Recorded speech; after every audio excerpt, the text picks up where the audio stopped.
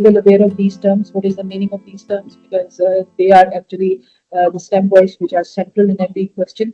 And at least spend 5 to 10 minutes when you are reading the paper, geography paper, and you are going to select the questions.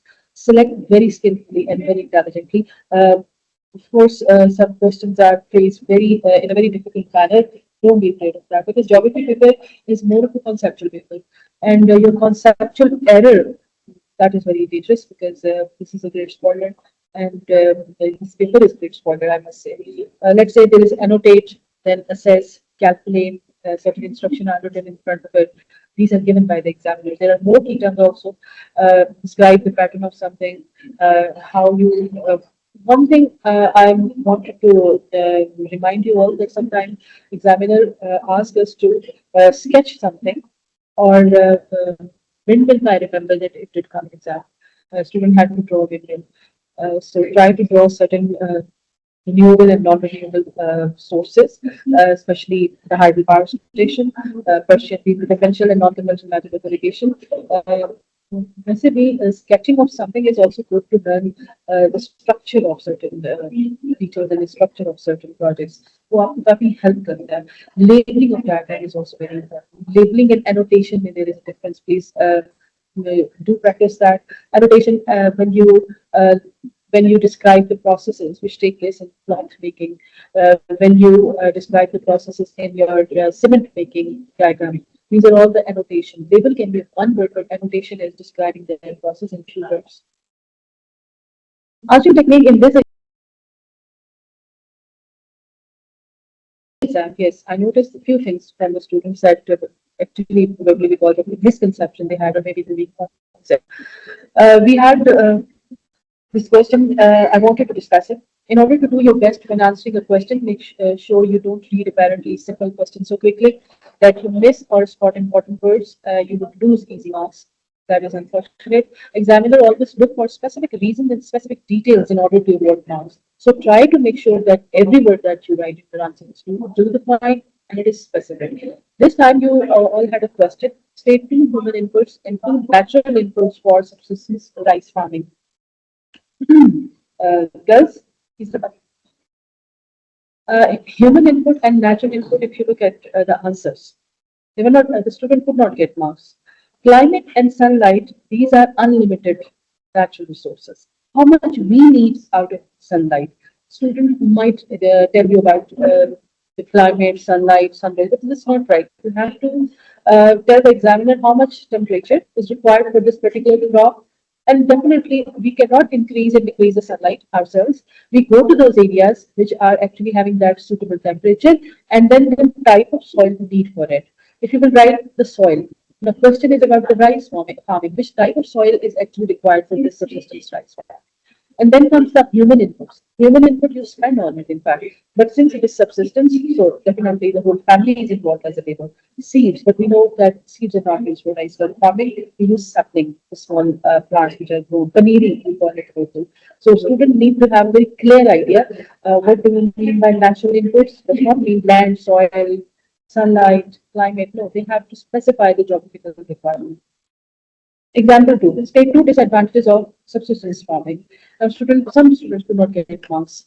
These are the tricky questions. How to answer this question? Differentiate between the feature of subsistence farming and the resultant consequences. If student is writing disadvantage in the form of that subsistence farmer has very small land. This is a feature. Now, what negative consequence or disadvantage because of this small piece of land? So your answer should have a because in between. It will definitely lead you, ultimately will lead you to correct answer and the negative consequence. Farmer achieves low productivity of crop because of small land holding. Subsistence farmer is vulnerable to climate changes, such as floods and droughts and storms, can destroy the crops, leading to food insecurity and economic losses. Because after the small scale farmer, they hardly has any other option, just but the subsistence farming. So he's losing on cash. So students need to understand the feature of that particular practice and the negative consequences related to that. So, on related to part D questions, a strong answer for part D should include clear structure and argument, explain point given that, and address both points of view one and view two. Sometimes you will ask me that both the views have advantages, but you have to weigh up the advantages of view one and view two, or view A or view two. Because some advantages are not worth this much of, or they're not very viable.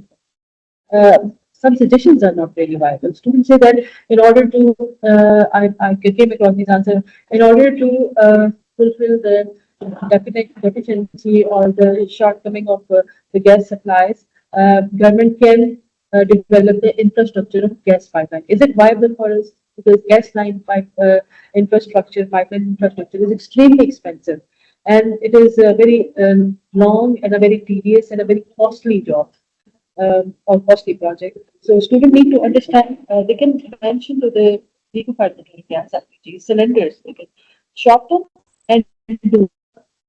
For instance, there is another question that how can we control or avoid the impact of deforestation? Student wrote the answer, we should stop cutting the trees. But how is it possible?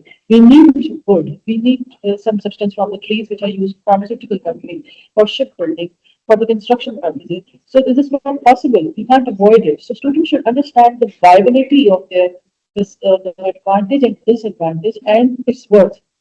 Some advantages are, for instance, if you say that we should not construct the dams, should not build more dams, because Pakistan is a poor country. Don't ever write poor country, because we have tremendous wealth of minerals. We have problem with the planning and management, in fact. And the economic model of our country is taking more loans and loans from IMF, and then we actually run the affairs, economic affairs of the country. This is an approach. Otherwise, Pakistan is not poor in terms of the mineral wealth, agricultural wealth, the wealth of water. So the question is, part D, and the marks are 6, and how the student has approached this question. First, he started with the disadvantages, and the word hinder is very obvious here. The steep slopes of northern mountains mean that irrigation system and farmlands are difficult to develop, and the animals like buffaloes cannot be kept in the cold climate. So he has linking to concept cold climate, buffaloes, and then farmlands. Furthermore, rocky terrain restrict the development of road links and the railway network. Other infrastructural facilities such as internet, these are the example, not the case studies or not the big projects that I mentioned. The student can, a very good student, a very alert student, and well-read student can mention the projects also. Other infrastructural facilities such as internet and electricity are expensive to provide, which limit the IT and software development for locals. However, there are some important benefits of the natural topography of the northern areas. Number one, the scenic natural beauty promote tourism in areas like Kahan, Skardu, Desai, with lodging facilities provided by the private sector and agency. Although the large-scale traditional farming is the second last line of this paragraph. Although the large-scale traditional farming is difficult to develop, but climatic condition allow grow export quality fruits like apples and apricots, thus increasing the GDP. GDP of the locals, it also increases their family income.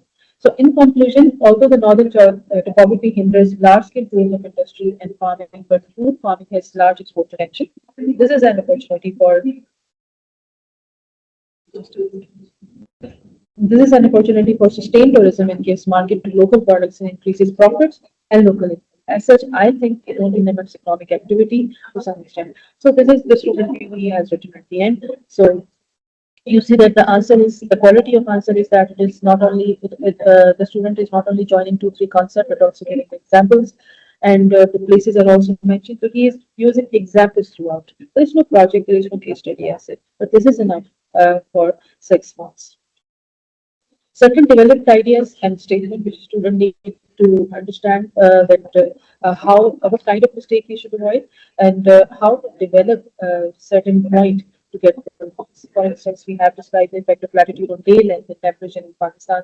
We have one example: the days are longer in summer in Pakistan, the days are shorter in winter. Student could not develop the statement, and how or you can say the linking of the concept. So getting 2 months out of 4. But on the other hand, if you look at the second part, the second sample, this is a very valid answer. The days are longer in summer in Pakistan because you see that the word because actually put the student on the right track. The northern hemisphere is tilted towards the sun. Student gives one simple point and a development of it. His response would gain 2 months. Coming to the temperature part, the same strategy is applied by the student.